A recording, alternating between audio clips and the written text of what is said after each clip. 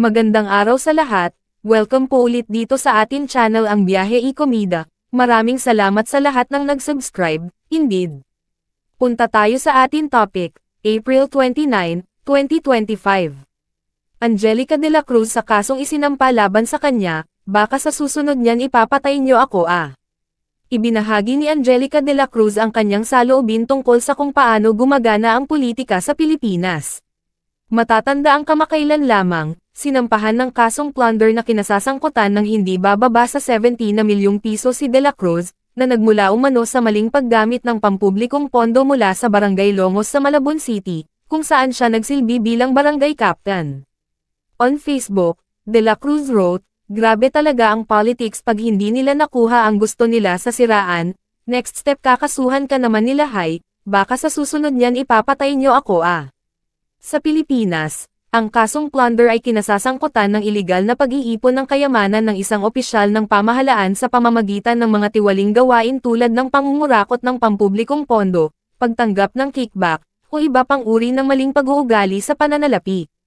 Ayon sa Republic Act No. 77080, ang plunder ay ang ipinagbabawal na pagkuha ng hindi bababa sa 50 na milyong piso na pampublikong pondo o ari-arian ng isang opisyal ng gobyerno sa paglipas ng panahon.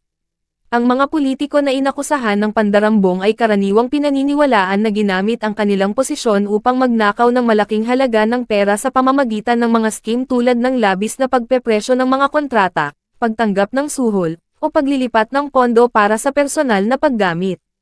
Ang mga nahatulan ng pandarambong ay maaaring maharap sa habang-buhay na pagkabilanggo at pagkumpiska ng kanilang ill-gotten wealth, at ang kaso ay itinuturing na isang malubhang anyo ng katiwalian na maaaring makasire sa karera at reputasyon ng isang politiko.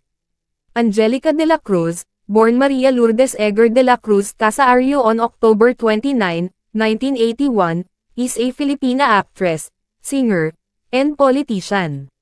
Noong 2013, pumasok siya sa serbisyo publiko bilang barangay captain ng Longos sa Malabon City, at sa 2025, tatakbo siya para sa posisyon ng vice-alkalde ng Malabon.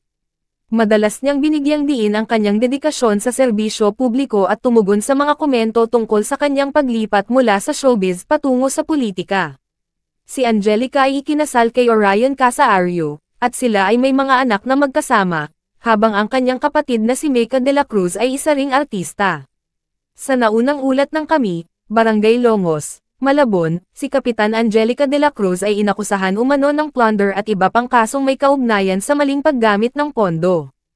Isang botante ang naghain ng reklamo, na nagsasabing humigit kumulang 70 na milyong piso ang sangkot.